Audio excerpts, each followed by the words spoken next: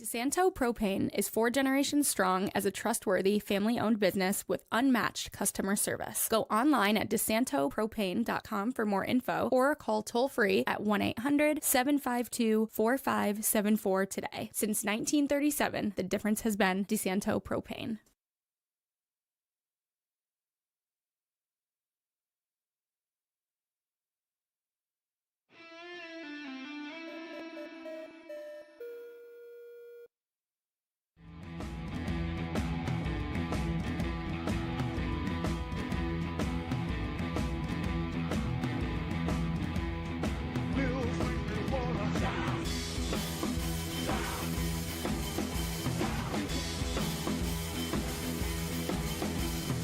Hello, everybody. Welcome into Bills Weekly here on FingerLakes1.com. Paul Russo, Jim Senecropi, Kyle Evans here with you.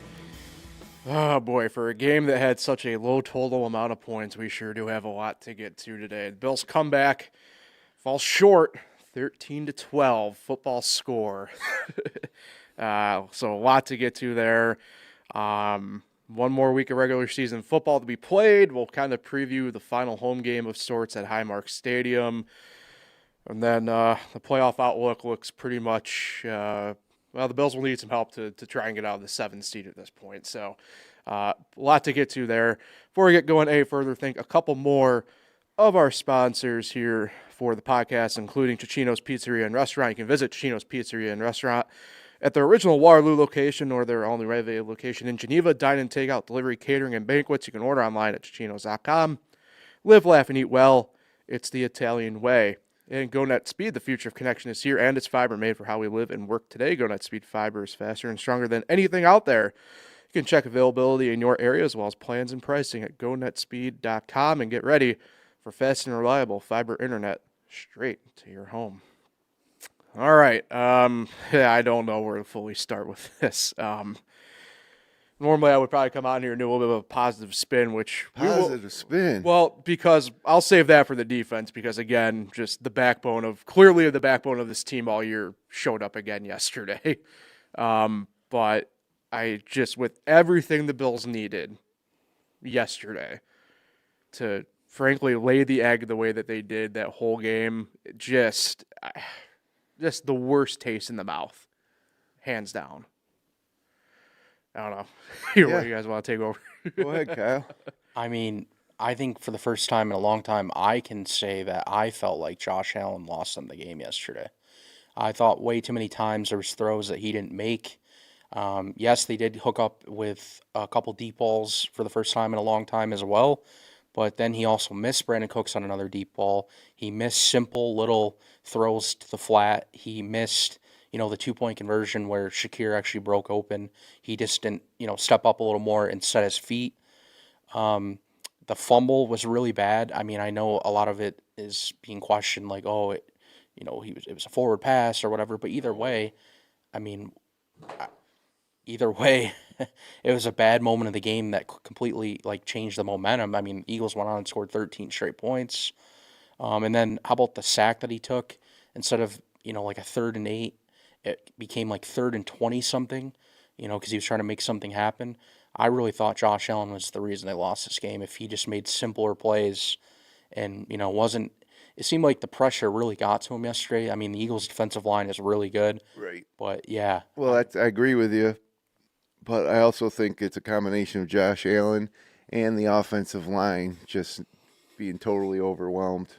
That too. Kind of looked like Houston. Not as bad, but remember Houston when that Thursday night game, Houston just dominated sack after sack. And so when you see a game like that and you see the offensive line just get totally dominated, you have no faith that this is a team that can win a Super Bowl. I mean, that's how I felt, especially through the first 3 quarters. It's like, what, we're sitting here on this podcast talking about Super Bowls. I mean, that was the furthest thing from a Super Bowl team. And the bad conditions should have played in the Bills' favor, right? The Bills are a bad condition type of team. Yeah, I mean, it didn't. The Eagles did what the Bills they did what really hurts the Bills is they take their running game away, and we've seen that a few times this year where James Cook has been limited, and then they have to rely on their passing game, and we know how that goes. And again, yes, they did hook up on some deep balls, and if you really look at Allen's numbers, and passing wise, they weren't as bad as you would think they would look in a 13-12 game.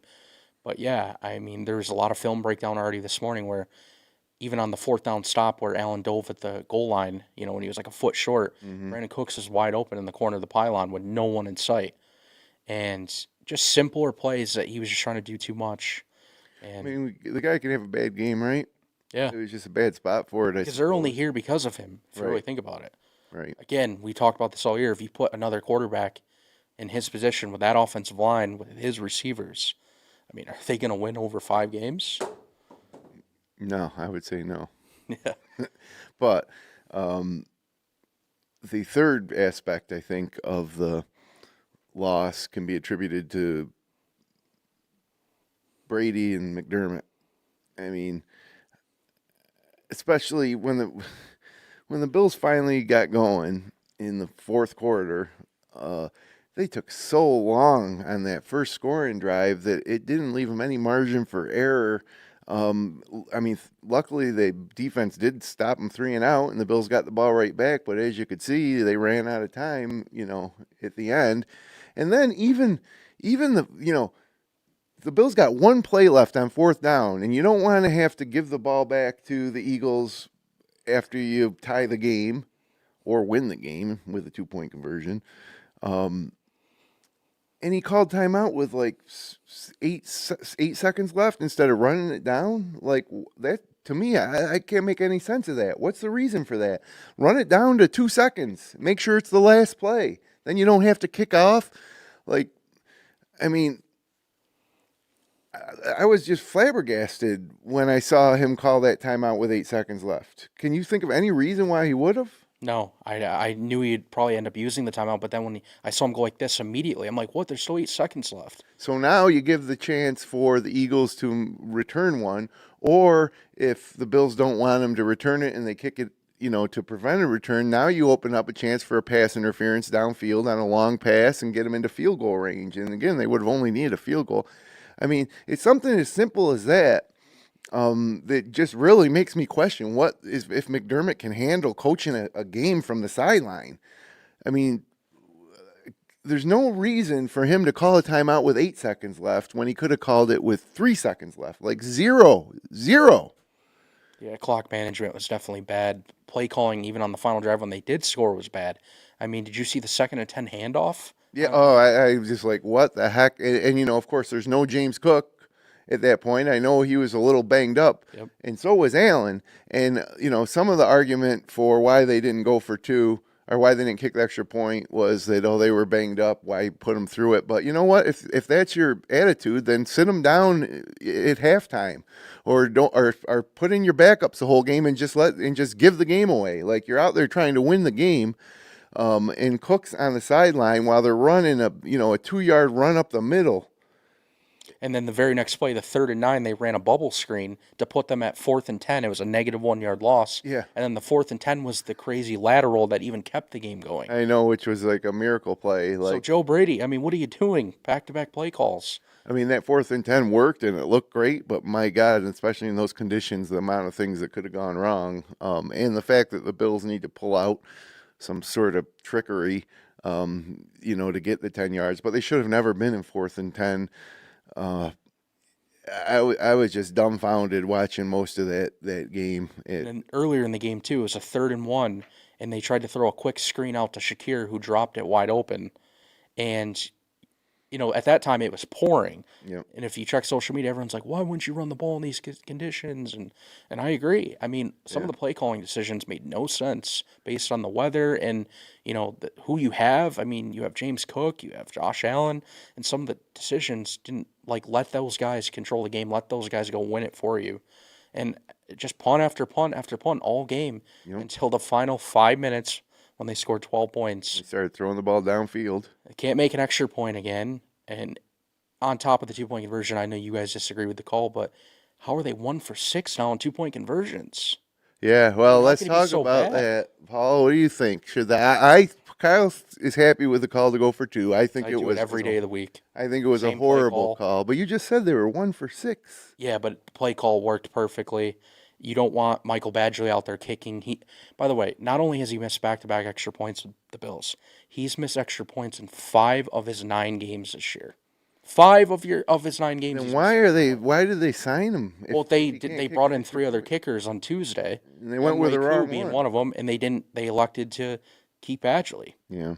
Well, I mean, in my opinion, well, Paul, you haven't said anything in a while. What do you think about well, actually, my opinion is you got all the momentum. The Eagles have 16 total yards in the second half and haven't scored, and you got a chance to go into overtime with all the momentum, and you put it all on one play, which I don't care how good of a play design, even if the play works, a lot can go wrong, as we saw. He pulled the pass, and it wasn't even close. So can the field goal, or so can the extra point. Well, and remember, they're in that situation because of Badgley's missed extra point. That should have been a game-winning extra point from Badgley. Okay, should have been right. All right, let me interject quick on not that I don't disagree with Badgley overall. It was blocked. It's not like he shanked the kick. Yeah, but he's it missing, low. But he's missing 5 of 9 games. Get that up. It doesn't matter how it missed. I mean, it's a miss. 5 games this year. I don't disagree, but let's not act as if he pulled it. But he did last week. Yards the opposite way. So. But he did last week in 4 other games. Well, the main issue got is caught for a reason. Okay, you're not wrong. And it's but weather to that end though, again, bring Bean into question here. Then, why didn't you? Well, right, yeah, run with Young Wei Koo then this week or something? I don't know. Right. Or grab a guy from college that season's over. Well, I can't do that yet. No. Well, we can't be disarming the monopoly that is the NFL draft. So you're not allowed to. Well, yeah, I guess that would kind of make sense, I suppose. But I mean, technically, a free agent's a free agent. For sure, yeah. And you want to put the ball in your best player's hand, Josh Allen. You had a wide open receiver. He just didn't make the. If you run that play today, Josh Allen's hitting that throw. You run that play tomorrow, Josh Allen's hitting that throw. Maybe Shakir drops it. There's so many times where we laugh and we're like, how did Josh Allen make that throw? And those are not even wide open. This guy was wide open. Back of the end zone. Yeah, it was over so fast. And he said they've been running that play in practice. They've been working on it because they've been so bad at 2-point conversions. It just didn't work out. And if you look on social media today, everyone is saying they would 100% go for it. Dan Orlovsky just said it. Ryan Clark said it. All the top national media. I could kind of care less what Orlovsky has to say when. No, it's not just them. It's I haven't found anyone that disagrees with it. I don't disagree with the essence of whatever. Normally, I'm in the spot where I would be all for 2 points here. Go for it. And you have all the momentum, like you said. So why wouldn't you just put the game away? Well, that's the issue. You have to. So this is the thing with McDermott here, in my mind. How do you not have the wherewithal to recognize the situation you're in? That game meant so much yesterday for the Bills, right? Not really. What do you mean not really? If you got the 5 seed, you're probably going to Baltimore. It's a worse matchup now. Based on the 1 o'clock slate, the way that played out, if the Steelers had won, then yes, I'd want the 5 seed. I don't want the 5 seed anymore. I agree it's not that big of a win or loss in the whole scheme of things. It makes it big that it's the last game they'll ever play at Highmark. And, the Sunday. Oh, yeah, never mind. They got but it's going to be meaningless. So, yeah, it feels like it's not even. But that's what I mean, though. You're locked into the 7 seed now, essentially. Not necessarily, because the Chargers are probably going to rest their starters, and Denver's playing for the 1 seed, so Denver's going to beat them. And if the Bills were to win, they could slide up to the 6 seed. So yeah. Regardless, whatever. To me, seeding in the playoffs doesn't matter if you don't get a bye. You're going to go. You're going to play somewhere. You're going to play on the road. You're going to have to win a football game. It's going to be Jacksonville for the Bills.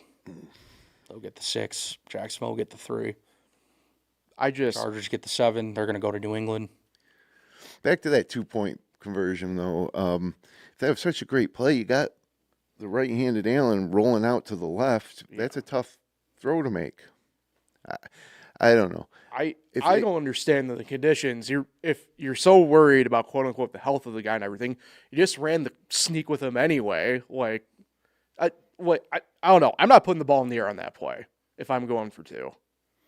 I don't know. Then you're taking Allen out of it. Unless I would roll Allen out maybe to the right instead of the left. It's tough because the way I view it in situations like that, I'd rather have as many options available to me as I can in those situations. But I don't get it. You have all the momentum. The Eagles didn't have jack in that second half. Yeah, it was Not a shockingly damn bad. thing. Shockingly bad. And I'm sorry. I know I'm gonna go back to something that's not 2-point oriented here, but like the fact that it took McDermott and Brady 45 minutes to more or less make adjustments yesterday, like I don't know, man. It's just such a bad. To me, it's what makes it a bad loss is how it just fully played out. It's just worst nightmares were revealed. Yeah, they shouldn't have never even been in that situation. 6 punts in the game? Yeah. Again, Allen, got down at like the goal line. Remember when he was stuffed short of the touchdown early in the fourth quarter? The fumble in the first half. They were driving. They just hit Brandon Cooks for a big gain, and it just so many momentum plays were killed. It seemed like every time Brandon Cooks caught a ball, the momentum was killed immediately after that. And then Tyrell Shavers saved them, with a huge catch Oh late. my goodness, yeah. Jumped up, climbed it. Just not every time something went good, it just seemed like there was a negative to follow it. And then in the 2-point conversion was the negative to follow it. And yeah, here we are, 13-12. It's unreal. It really is and it was fun, I guess, to see some receivers get into the action finally. Yeah. But it didn't result in points. 100-yard game by a Bills receiver. When's the last time that happened? Keon Coleman, week 1. Week In the 1. comeback. Yep. And Coleman didn't even dress for this game. Nope. Fourth straight healthy scratch. Yeah. Wow. Your number one guy. Yeah, Shavers, Cooks, even Josh Palmer. So maybe that's a little hope, moving forward that maybe Brandon Cooks is starting to become more comfortable. I'll tell you who loved him is Tom Brady, former teammate. But contrast that performance with what the Patriots did to the Jets, and then Lloyd Jacksonville played and the other teams that the Bills potentially could face, outside the Steelers were very similar to the Bills in terms of just looking awful. But the Patriots looked like they're like a Super Bowl team, and granted they did play the Jets, but I mean they were literally perfect. I mean, Josh Dobbs played in the third quarter. Like, Yeah. I mean, and I get it. It's two different teams. It's like you said, Jim. It's the contrast of it all. It's just like, And we did beat my them. God. We did beat the Patriots, a couple weeks The ago. Patriots aren't going to make it past the divisional round. You heard it here first. They might win the wild card round, but they're not making it past the divisional round. Well, let's hope, because there would be nothing worse than the Bills bowing out before the Patriots, and then the Patriots going on to perhaps they already won the division. Which, if you went back to week 2, we would have bet anybody $1,000 that the Bills would win the division. But By the way, another one of those bad quarterbacks that the Patriots beat. Remember the list you brought up weeks ago? Well, add Brady Cook to it. yeah, well, that's true. funny. I mean, look, there's no surprise, but in the back of my mind, I was like just thinking like maybe the Jets can somehow, ugly, like make it a game like it was for the Bills Eagles yesterday, or the Steelers Browns, where it's just an ugly game and they're able to pull out a victory. But nope, the Patriots have won the AFC East, and just a total nightmare for Bills fans if you think about it. And that's what I mean. Like, I get it. It's whatever. There's still some stuff to be kind of determined and everything like that. But I don't know. They still could have gotten to the 5th seed. Like, that's how I just view these things, man. It's like, I'll tell you what the bright side is. Now the Bills had won 5 in a row heading into that game against the Eagles. 4 straight. 4 straight heading into that game. So, well, now they lost one. So it's like difficult, I think, to win too many games in a row in the NFL. And so now they lost this game. They can circle the wagons. Jets come to town, and then playoffs. So sometimes you need a loss to shake you back to reality. And so if the Bills do make a run in the playoffs, then I would consider this a good loss. But that's a stretch, because nothing felt good about it at all right now this morning. It can also be good because the starters are going to sit Sunday. There's nothing to play for except for seeding. And had they won, they would think that they'd have to play the starters because the division is still alive, even though the Patriots get the Dolphins. And they would know, actually, because they play at the same time, they could look up at the scoreboard throughout the game and see.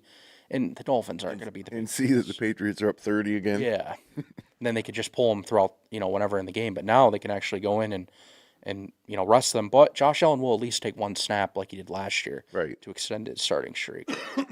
And maybe they care about rushing titles because they cared about James Cook's touchdowns last year. Maybe James Cook plays a little bit for the rushing title. He's up 47 yards on Jonathan Taylor. Yeah, he went into the old medical tent. Yeah, they yesterday. literally brought James Cook out last year in New England in that Week 18 game just so he could score a touchdown. Right, which is crazy. So that's what I mean. They care about incentives and Yeah, I mean, milestones and it's a favor to the guys that got you there, I guess. But yeah, we won't see the starters much, I don't think. Right. So that'll be a fun show next week. Actually, I'm not going to be here next week, Sure you so will not be. I'll miss that one. But it will be more of a playoff preview than a recap of the Week 18 game, I'm sure. Yeah.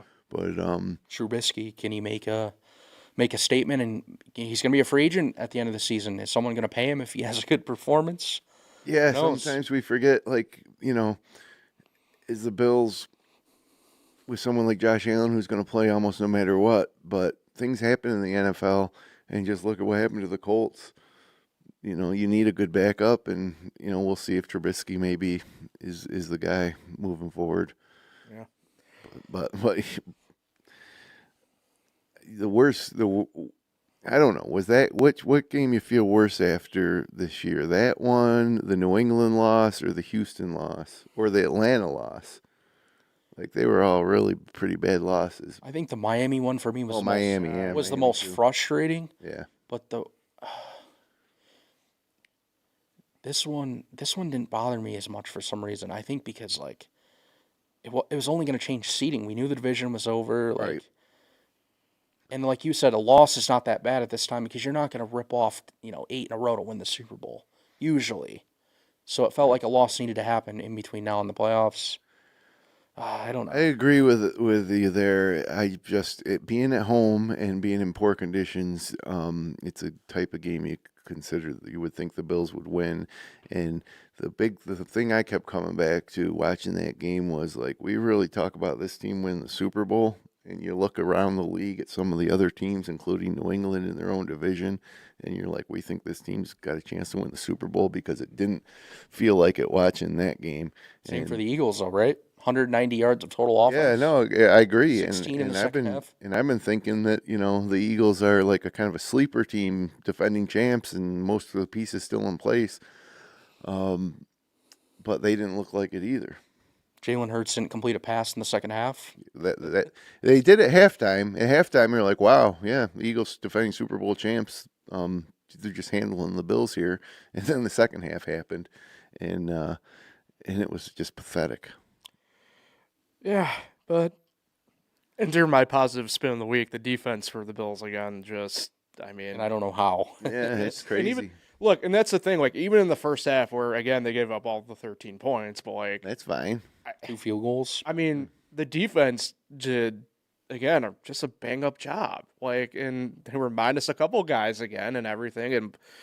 But that's just been the story of the year for this unit. And, you want to talk about the Super Bowl, man, maybe if there is one side of the ball, the Bills, Super Bowl-wise, probably is the defense at this point. On the last doing a job. Eagle possession where the Bills needed to get the ball back, Milano had a great play. Benford had made a great play.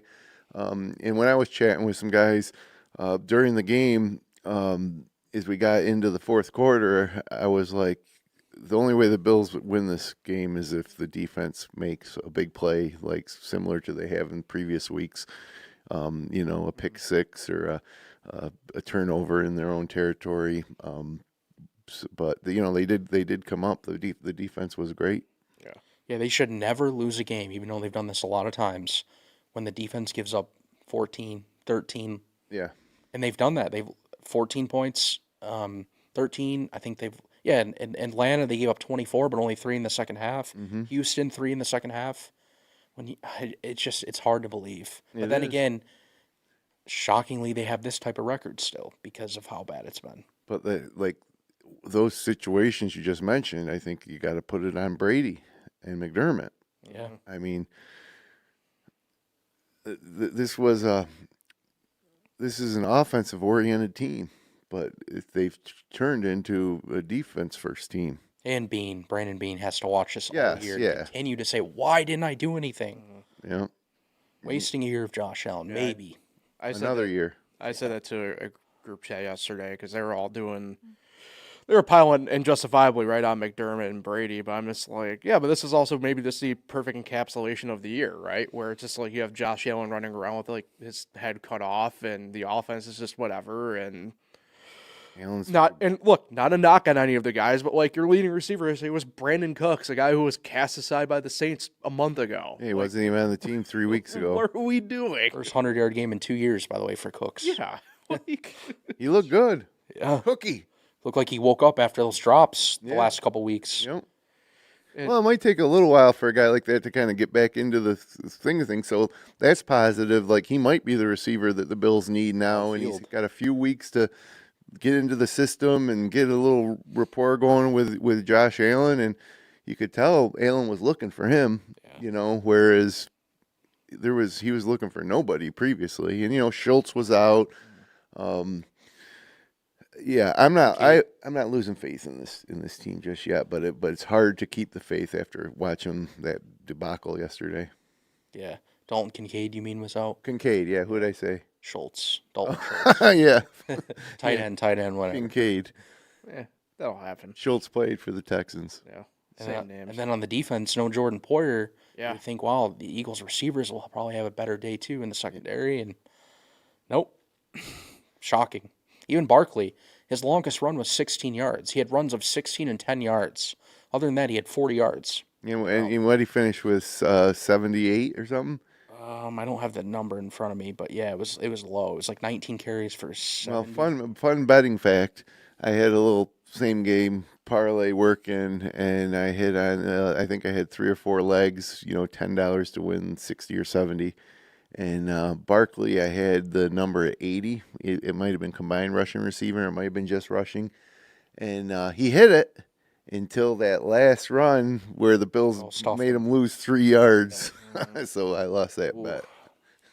Yeah, and for what it's worth, too, on the defensive end, we didn't really talk about, Terrell Bernard's finally getting back into the swing of things. He missed, the back end of the game yesterday, calf issue. So, Yep. defense, yeah, I mean, what more can you say? Jordan Phillips still out. Daquan Jones still out. Yeah. Of course, that Oliver, he's been out all year. Yeah.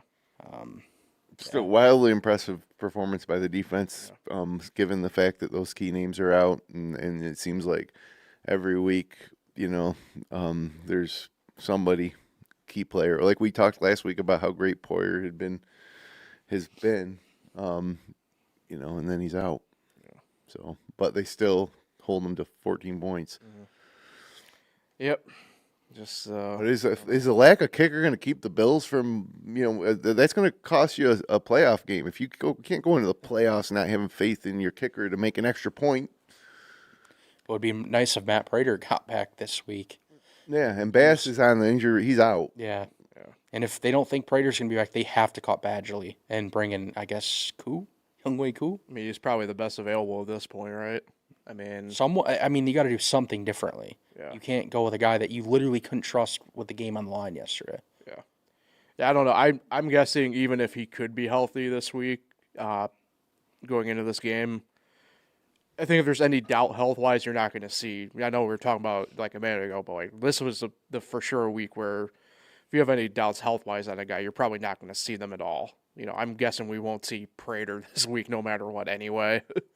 Unless he's okay to play and he wants to get some game reps. That's what I thought. Use it like an exhibition game. Because, we usually worry about the kickers getting hurt in games, but The fact that we're hoping a 41-year-old kicker is ready, it says it all. Well, He's been reliable, but I'm just saying it's funny. He's 41 years old. I mean, to be fair, and he's hurt, which is because he's 41. Yeah. To be fair, I mean, kickers they're a different breed. The best kicker in the league this year is a 44-year-old. Yeah, well, I mean, Gary Anderson back in the day played into his 40s, I think. But the Bills don't have a guy. There's lots of kickers out there. I watched him yesterday kick field goals all over the place, but the Bills got a guy that can't make an extra point right now. It's like really mind blowing. It really is. If you think about the Bills, I mean, Do you think if Matt Prater was healthy that they kick the extra point there, Kyle? Or you I think think- they still go for 2? I think they probably still go for 2, but I think extra point is very possible. Like, I think they really do trust Prater. But Prater would have also made the extra point earlier in the game, and this would have been a walk-off game-winning extra point. Right. Well, actually, not walk off. There was still 3 seconds yeah. left because It's the McDermott timeouts. couldn't freaking wait to call the timeout at the end, which, again, it's something that was inconsequential, but in the grand scheme of things, it's just so stupid that it makes no sense. Was he just so nervous? Like the ref was standing right there. Was he nervous that the clock was going to run out? Have you ever seen that before, where the clock ran out because the guy just was he afraid is going to trip and fall and not be able to call timeout? I mean, I don't get it. It was like and then I thought, well, maybe he's doing it because if there's a penalty, it'll leave time, but that doesn't work like that. He literally should have ran it down to 2 seconds. Yeah, clock management is a problem in this league, and we saw it with the Bears last night. They only had that one shot at the goal line because they used a timeout earlier in the drive when they shouldn't have. Yep. Should have just went up and spiked it. Yep, and So, so they had one chance instead of 2 or more Yeah. chances. So But you contrast that game against the Bills game. Oh my God! And I think either So one of fun. those teams would beat the Bills. And then the yeah. Well, like I said, that was just like fun game to watch, back and forth. And most teams got injured players too. And granted, the conditions were a little nicer, but my God, the first 3 quarters of that Bills game was like the hardest thing to watch. It was like watching a Syracuse, Connecticut football game. it was like the Miami game too earlier in the year. It was 16-0 Dolphins after 3 quarters. Yep. It was so hard to watch. And you're like, how could this possibly be? Yeah, not even a field goal, nothing. Yeah. Crazy. Anyway, the group of kickers last week was Younghoe Koo, the only NFL experienced kicker that they brought in for the But tryout. He got cut earlier this year by the Falcons because he was Twice. so bad. Yeah, he's been Twice. bad. Giants also cut him, but Mental issues. Gavin Stewart and Maddox Trujillo. So, I don't know any of them, but they would have been better than Bagley, I would imagine. yeah, I don't know. I think you got one of the Carlsons out there you can maybe try and bring in. I don't know. But Well, it's not a popular choice, but I'm just thinking of a name. I don't have this in front of me. From my head. Phillip Justin Rivers. Tucker. Justin Tucker. oh boy. I don't know if you want to do that right now if you're the Bills. Look, can he make an extra point? Probably. Among other things. Bring Phillip Rivers in. He was a quarterback, but I bet he can make an extra point. Or can Ray Davis just kick the extra points? Wow. Remember, he was kicking. Yeah. He was a kicker throughout the preseason too. He was also limping. We never saw him in the second half Yeah, yesterday. it was an injury. Yeah. Ty Johnson. Okay, there's a big drive. Let's give the ball to Ty Johnson up the middle. He's only good in the passing game. Don't use him. Yeah, and so I kept saying, like, where is James Cook? And they're like, and then you're thinking, well, he was a little banged up. Maybe they're being but like, what? But yet he was still coming in the game. Like, it wasn't like they benched him for the rest of the game because he was hurt. He was still in the game for plays. But they hand it to Ty Johnson. It's He's the leading rusher in the NFL. It's my mantra with one of our beloved teams around here on Bills Weekly, the Baltimore Ravens. Why you gotta overthink or overcoach? Just put Derrick Henry in the game, John Harbaugh. Don't overthink this. And yet here we are. So Big I don't game know. Next week, Steelers, Ravens. Yeah, I think Baltimore's gonna blow him out. It's tough to say. Is Jackson going to play? I think even without it, the way Henry's running the last 3 weeks again. depends how luck. they use them. Although they'll use him now as they did last week after hearing all the criticism about it. I mean, they just kept feeding Henry last week. I think they did listen to the internet. Do you think the Bills would have been better served if James Cook had twice as many carries leading up to that fourth quarter? I don't know. The Eagles' defensive line is insanely good. But sometimes Cook breaks them off like one or two a game, and if you don't give him the numbers, there's less chance he's going to do that. And in a game where you have 0 points through 3 quarters, all you need is for him to break into that secondary once. Let me double check something here because I'm pretty sure didn't I don't know. Cook still ended up with like 20-something carries, right? 20 carries for 74 Yeah. yards. So, I mean, I guess those carries But weren't. Josh Allen had the Bills' longest run at 17 yards. So, Did they get the X-rays? yeah, they said they came back negative, so Oh, thank they're God. good. yeah, apparently Josh was walking around in his socks, apparently. So, I guess. But again, it's going to be all like is a well. bye week coming up, so Yeah. pretty good. Well, if it was something was broken, it would take more than a week to. Yeah. So. Well, maybe. I don't know. I think We he'd have try to to- play Oh, regardless. he would play regardless, sure, but Well, I was about to say, you we want to got- be at full strength. Could get the Justin Herbert magic surgery and be ready to go. I think one reason, that he missed that throw is because well, I shouldn't say that because he was able to make throws, but, he was banged up in that 2-point conversion throw. I think he was just rolling to the left and got a little overexcited and just tugged it. Same way that you would tug a putt or pull a drive if you're a golfer.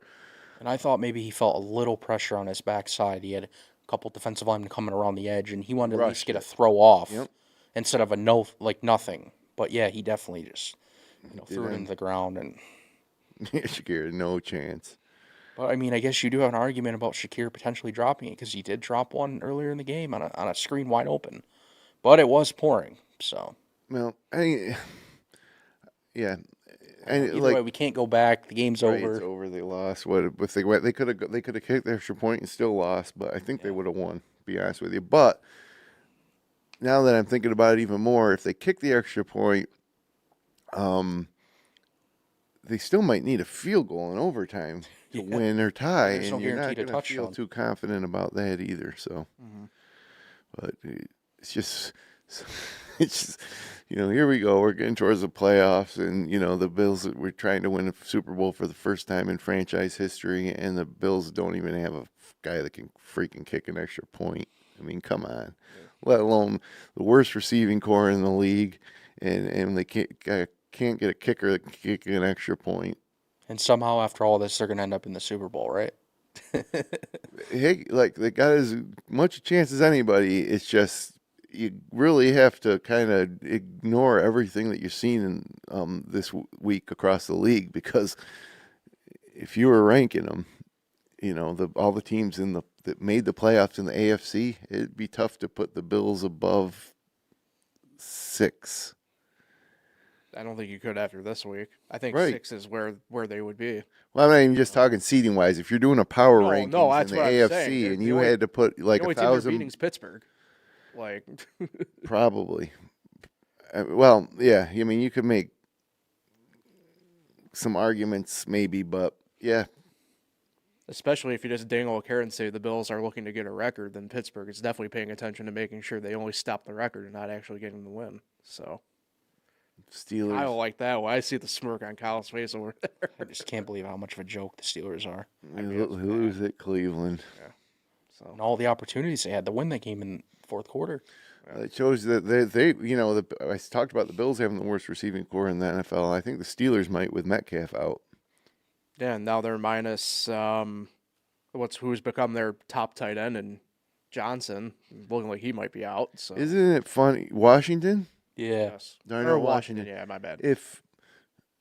What a stupid idiot Metcalf is to punch that fan in Detroit. When it happened, you're like, oh, well, he'll miss a couple weeks, but then he'll be back for the playoffs. But no, that single act might have kept the Steelers out of the playoffs.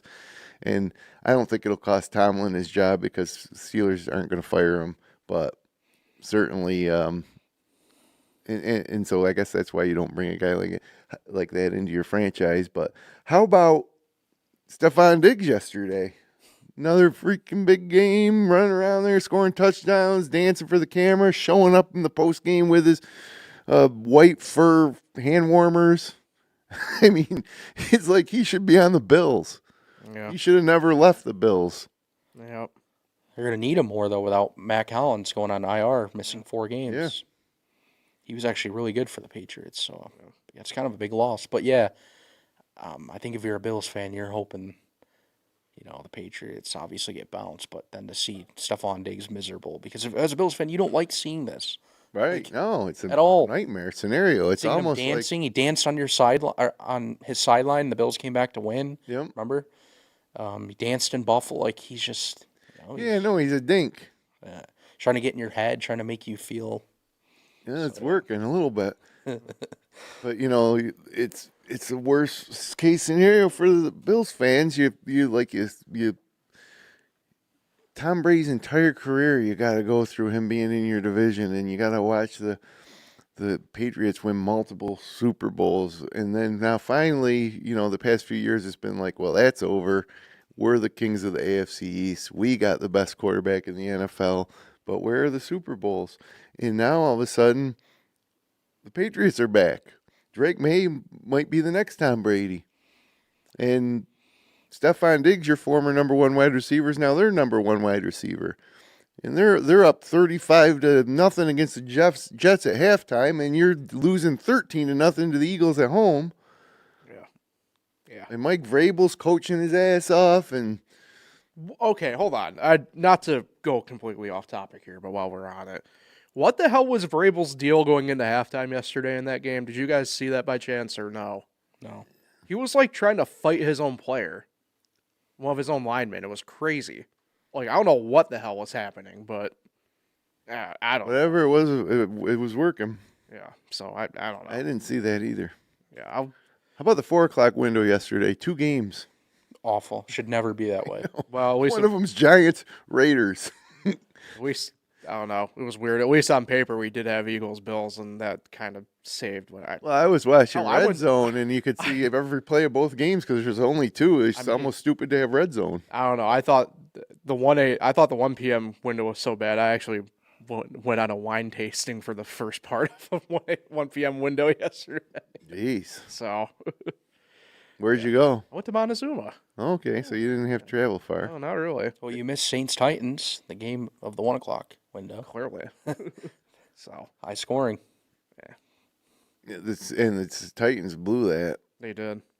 But hey, Cam Ward had a pretty good game. he's coming on. They're scrappy. The Saints though are the plucky ones. I don't know.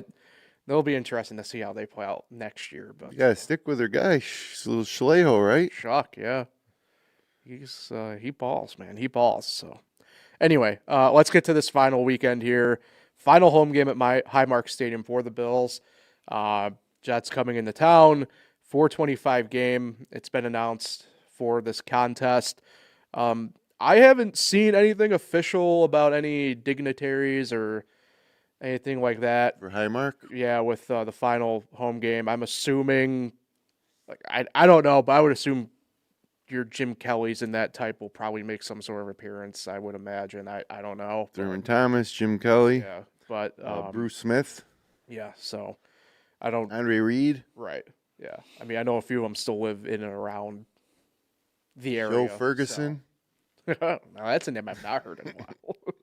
But you'd enjoy bringing them up. So that's I think the third Ferguson reference on Bills Weekly that you've had. So Well, that was from a era when the Bills were terrible, just terrible, and then they were great, but never good enough to win the Super Bowl. Even though that was also an era when the AFC never won the Super Bowl. So it's those are some great Bills teams, obviously. Darryl LaMonica, have him come. So I don't know. Well, that was my dad's favorite player growing up. Fun fact. So Who's the special teams player that they talk about for the Hall of Fame? Steve Tasker. Yeah, Tasker. Steve Tasker should be there. well, he's in the area. He's selling cars for Wester or whatever. So anyway, yeah, I don't really have much on this game, right? Just because I don't know. Like we're talking about, who knows what we're going to fully see? Who knows what we're not? I mean, if I do this every week, if you're into the Vegas thing here, this game opened at 12.5. It's already down to 8.5. Yeah, 'cause Who knows? the Jets are going to be motivated to try to get one win so their season doesn't look so horrible as it really and legitimately was. The Raiders already got the number 1 overall pick, so it's like I don't think they're going to care about draft. I think they're going to try to win. I think Aaron Glenn's going to try to win the game before he gets fired next season, probably. And so, yeah, I can see why that line went down. It's hard to predict. I'm going to say Jets 5, Bills 3. That's the type of game it's going to be. We're going 1930s football from Jim here on this one. Yeah, I don't know. It's weird how I still think the Bills backups could probably beat the Jets starters in a way. But yeah, I don't know though. Like look, I'll go Bills will win this. I don't know. Maybe I'm reading too much between the lines. I have a hard time believing they're not going to want to win this final game at That's true. at Highmark, the Ralph, Rich, whatever you want to call it. I don't know if it's going to be clamorous, but I'm gonna go Bills 20, Jets 14. I think it's gonna be like I said. I do think the backups are probably gonna get most of the run, but if push comes to shove, I'll say the Bills win their final game there. I'll go Jets 20, Bills 16. Okay. But I do think you have. I do think you're kind of right though. I think the Bills will still try to go all in and try to win the game even with backups. Yeah. And is Keon Coleman going to be considered a backup so he'll be active? Oh man. I mean, I would weirdly 'Cause you need imagine. receivers. I would imagine he's got to be right. Yeah. Like Well, I don't know, man. Only sit If you sit him for those 4 weeks, it's got to be to the point where they've given up on him. Yeah, I mean definitely. I think that's why more the reason to play him is so not the Okay, now you say it. So now you get one last chance. Well, this is going to sound. It's kind of what Kyle is saying. This is going to sound morbid, but like you're more willing to sacrifice Coleman or Shakir. Like You have to have receivers dressed for the game day Yeah. roster, and yeah. So if they do sit Shakir, someone's got to be active. McCole Hardman just got released, so he's not an option. yeah, I think you're going to see Coleman suited and playing in this game. And maybe let Gabe Davis play more too, because why are they not targeting him? yeah, I Had thought 2 Davis targets. was going to catch a One I thought touchdown was yesterday. Or maybe 1 yesterday, but 2 the game before. Oh, you're talking, Yeah. Yeah, I don't know. I don't know. Like I said, I'm probably reading too much between the lines for what this game actually is. And I don't know. I think the stadium thing, I've always had a weird thing about when teams close out where they're playing before moving to a new place. I'm old enough to remember, for me personally, like when the Yankees closed out Old Yankee Stadium, I thought there was a much bigger, especially that year was weird. They don't make the playoffs for the first time since 1995, 2008. When that happened, and there was just like it was a really weird, like I remember feeling of like they're doing this like weird celebration thing after they just got eliminated from the playoffs and everything. I don't know, but like I said, I'm probably reading more in between the lines than what it actually is. That Yankee Stadium, so close to the new one, so close to the old one. I don't know. Right, I'm just saying like they bring out the people from the past and stuff. Yeah. I don't know. Like, Well, for those people, in particularly, it's probably really emotional, to sit in that building for the last time, stand on that field, looking around, think about everything that happened there. and I think too. I think this is always Baseball is different than football. Well, right, but I also think this is more across all sports anyway, period, than it is anything else. Like stuff like this is always, I think, more for the fans and not really obviously for the players. Not to really say whatever, but like I don't know if James Cook gives all that much about Highmark before they go over to New Highmark next year. You know what I mean? Like Yeah, no, nobody. They're the current fans probably or players can't wait to get the hell out of there and get to the new stadium with their new locker rooms and all the amenities and. Like I know it's another baseball reference, but like I mean, just kind of look at the way players were kind of more than happy to not have to go back to Oco for the A's. Yeah. So I don't know, but just one of those things. We'll see. I like I said, I'm intrigued to see who comes out and stuff like that, who they'll have out. I would imagine there's going to be dignitaries and such, and And one of the things that they will be doing is wearing the red helmets from back in the day. Yeah. For one last. Oh wow. Yeah, it caught me off guard that they were in the piece red. right here. Yeah, Yep. it did catch me off guard that they were in the red jerseys. I do not like those jerseys at all. It hasn't been Yeah, all that good a luck. They look like Patriots jerseys, to be honest with you. They haven't been all that good of luck anyway when they've worn them. I don't. Oh man, I wear the classic jerseys, but I guess it's cool for the last game to have the throwback helmets Yeah, do the red helmet with the blue top and everything. And, Yep. I and blue pants. don't know. I don't know if they've announced that portion of it yet. I would I have. don't know. They haven't announced that. I feel like it. I don't know. I feel like it'd be red helmet, blue top, white pants, but I don't know. Before we get here, let's fast forward to the playoffs. Let's say we're in Jacksonville and the game starts. I mean, what do you think the odds are that the Bills are down like 16-0 at halftime in that game?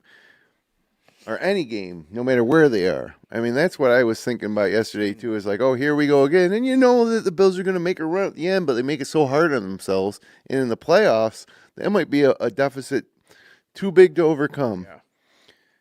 I mean, and so when I see something like that happens, I'm like, what the heck was McDermott and Brady doing all week? I'll give you 15-1. 15-1? Yeah. What's that? That they'll be down like 16-0 or something. Yeah, they probably will be. And then it'll be like, oh, can Josh Allen pull off a miracle in the fourth quarter? And will Sean McDermott know how to call a timeout when there's 8 seconds left and you're trying to run it down to 2? Like, you might have just called a timeout before any of that ever happened, if that was what you're going to do. Like, I just can't get over that. It's something so stupid it's just something so stupid. I can't get over it. Yeah, it was very stupid. It's the dumbest thing. Especially, too, we didn't fully talk about that portion of it either, in the sense of they even brought up on the broadcast about how you have the 10-second runoff Right. going into They that. talked at length about it. So if you're going to call the time, now this is the way I view it. Now, I'm with everybody else. I would have, if you're going to do this, you take it down to like 2 seconds and only do it one shot. The whole purpose is That's it. that's the last play. You Right. don't have to kick the ball off. But if you're going to call the timeout, why not just do it up front with 18? I don't know. That's stupid. So stupid. But either way. I just don't understand what McDermott was thinking. Like, he was right on camera, standing next to the ref, and I'm like, okay, they're waiting. They both know the scenario. Yeah. They're going to run it down to probably 3 seconds and call timeout. And then as soon as the clock started running, McDermott calls timeout. Yeah. Like, is he that overwhelmed by, like, the moment? At the end of a game that he can't keep enough self-control to like, understand that you're trying, like, it blows my mind. It blows my mind. I don't know if we've gotten lucky in the census here where we haven't had to talk about, but like, think about the first couple of years we've done Bills Weekly. That was one of the things we talked about a lot, was his clock management. I just thought of a scenario. Maybe I'm wrong. I'm trying to play it out in my head. Maybe if they went for the extra point and he missed, they would want time for an onside kick. But they did it anyway.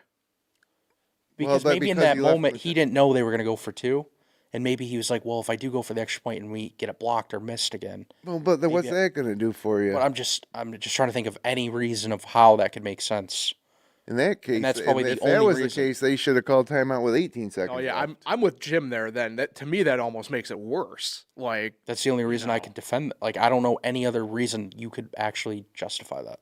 I don't think there is one. I think he just lost his mind. I think he was just overwhelmed, or nervous, or whatever it is. But I mean, can you imagine, like Andy Reid or Bill Belichick or the Harbaughs, anybody like doing that? No, they would sit there and they told the ref, like, listen, I'm gonna let this run down to 3 seconds. I'm gonna call timeout. Like, that's probably what he told the ref. And then as soon as the clock started ticking, he called timeout. And the ref's like, okay, timeout. I thought you said you were gonna run it down. Yeah. I don't know. It's It's got to be bizarre. nerves. It's got to be Yeah, nerves. nerves, and that's what's scary to me. Like, yeah, it's he's, He didn't want to run out of time or something. Like, in his head, he thought he would actually run out of time, and he wasn't going to run. wasn't gonna risk it. he's in year 9, and I'm only using another sports analogy here, but whatever. I know this is probably more from a time when you were actually paying attention to the NBA, Jim, in this sense. But like, Sean McDermott to me is just like George Karl. Like, he's a good coach. There's nothing like wrong with him in the sense of like whatever. But like, he's just not at this point. Like, I don't know if I can trust him to get you to that next spot. Like, that was the issue with George Karl for his whole career. He's gonna get you to like the conference finals, but that's it. Like, I wish we could be at the press conference today at 4 and ask him that. yeah. What were you thinking, Sean, when you Maybe called the somebody timeout? will. I hope somebody Be does. nice, but I don't know if they will. Yeah, I mean, I hope somebody does. It's the same issue we have around here with a couple different coaches, where I just hope somebody holds the feet to the fire on this one. I don't know. Anyways, yeah, sorry I won't be here next Monday. I will be in Florida. Yeah, I'm sure you're really sorry about that element of it. Well, there's good and bad to it. There's good and bad to it. Yeah, that's fair. I don't know. I know. It's one of those things where I hear Florida this time of year, and I'm like, damn. Yeah, it'll be a nice break, I guess, to get some nice weather. But then you got to come right back here, and it's still January. Like I like going south like late February, early March. So when you get back, you're thinking, oh, it might any day now it could warm up. That's what we used to do when I was young. We'd do the Daytona 500, and then the week in like Tampa was just like perfect because at that point, mid to late February, you're sick of it, you're over it. You come back, it's March, and And you got hope that it could break at any moment. yep. So I agree with you there. But Kyle, it'll still be me and you, so we still got that going for us. Yeah, not much to probably talk about the Jets-Bills matchup, but we A can lot to talk about on the other. preview the upcoming playoff game. Yeah, so a lot to look forward to there. It's a busy week for us too here around FL1. We got Jim, me and you tonight on high school basketball. Game of the Lions year. and Geneva, 7 p.m. Kyle, me and you. Speaking of me and you, we got Friday, me and you with Second game of the year, Lions. both games of the year one of them in 2025 and one of them in 2026. I know. A little New Year's hoops action. Mm-hmm. We got our sports podcast tomorrow morning at 11. It's still a busy week for us, even though it's a short, quote unquote, week. So keep your eyes peeled on Finger Lakes 1. We got you covered across the board here. So we'll get out of here on that note. Jim, safe travels. Enjoy. Thank you. To everybody, have a safe and great New Year and New Year's Eve and all that fun stuff. We'll be back next Monday, 10 a.m. for Bills Weekly. You can find Bills Weekly on FingerLakes1.com, the FL1 YouTube channel, and all major podcasting platforms. Until next Monday, let's go Buffalo.